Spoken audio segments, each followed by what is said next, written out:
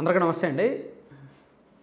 So ఆత్మసాక్షి ఒకటి latest survey ఒకటి release అయింది. జస్ట్ ఈరోజు మధ్యాహ్నం రిలీజ్ అయినట్టుంది. ఆత్మసాక్షి సర్వే అంటే యాక్చువల్లీ ఒక ఉత్కంఠ ఉంటుంది, ఒక అంటే చర్చనీయాంశంగా ఉంటుంది అన్నమాట. సో ఈ ఆత్మసాక్షి సర్వే రిజల్ట్స్ ప్రకారం ఎవరికి ఎన్ని సీట్లు వచ్చాయి ఏంటి అనేది మనం చూసుకుంటే, టీడీపీ, జనసేన, బీజేపీ కూటమికి 46.5% ఓట్లు పోలవుతాయంట. వైఎస్ఆర్ కాంగ్రెస్ పార్టీకి 48.5% ఓట్లు పోలవుతాయంట. అంటే ఆత్మసాక్షి మూర్తి గారు సర్వే తెలుసు కదా, గతంలో అనేక సందర్భాల్లో ఆయన వైసీపీ ఓడిపోద్ది, వైసీపీ గవర్నమెంట్ వచ్చే ఛాన్స్ లేదు, టీడీపీకే పాజిటివ్ ఉంది, టీడీపీ జనసేన పాజిటివ్ ఉందని ఇచ్చారు. కానీ ఎప్పుడైతే ఈ కూటమిలో బీజేపీ కలిసిందో ఈ పార్టీ అధికారంలోకి వచ్చే అవకాశం లేదు అని చెప్తున్నారు. సో వీళ్ళ లెక్క ప్రకారం నేను ఒక చిన్న లాజిక్ ఉంది దీనిలో, లాస్ట్లో చెప్తానే. ఆత్మసాక్షి సర్వేకి సంబంధించి ఒక స్పష్టమైన లాజిక్ ఉంది, నేను లాస్ట్లో చెప్తా. వీడియో లాస్ట్లో నా అభిప్రాయం స్పష్టంగా చెప్పేస్తా. సో వీళ్ళు ఇచ్చిన సర్వే రిజల్ట్స్ ఏంటో ఫస్ట్ చూద్దాం. సో వైసీపీకి 48.5% ఓట్లు, టీడీపీ, జనసేన, బీజేపీ కూటమికి 46.5% ఓట్లు పోలవుతాయని చెప్పారు. అలాగే రాష్ట్రంలోని మొత్తం 175 శాసనసభ స్థానాలకు గాను వైసీపీకి 93 నుంచి 106 అసెంబ్లీ నియోజకవర్గాలు వస్తాయని, టీడీపీ, జనసేన, బీజేపీ కూటమి 50 నుంచి 69 అసెంబ్లీ నియోజకవర్గాలు గెలుచుకునే అవకాశం ఉందని ఈ సర్వే సంస్థ అంచనా వేసింది.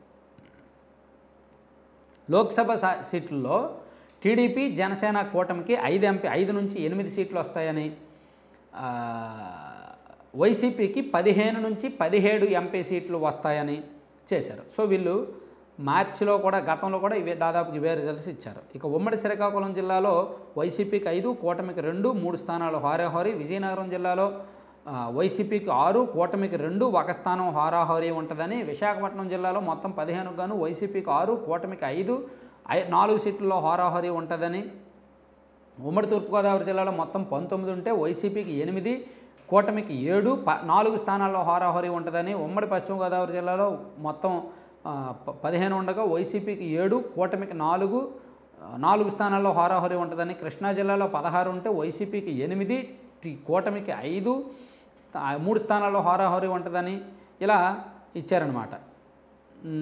ఉమ్మడి గుంటూరు జిల్లాలో 17 స్థానాలు ఉండగా వైసీపీకి 8, కూటమికి 5, 3 స్థానాల్లో హోరాహోరీ అని. ఉమ్మడి ప్రకాశం జిల్లాలో 12 సీట్లు ఉండగా వైసీపీకి 6, టీడీపీకి కూటమికి 5, 1 స్థానంలో నువ్వానేనా అన్నట్టు పోటీ ఉంటుందని.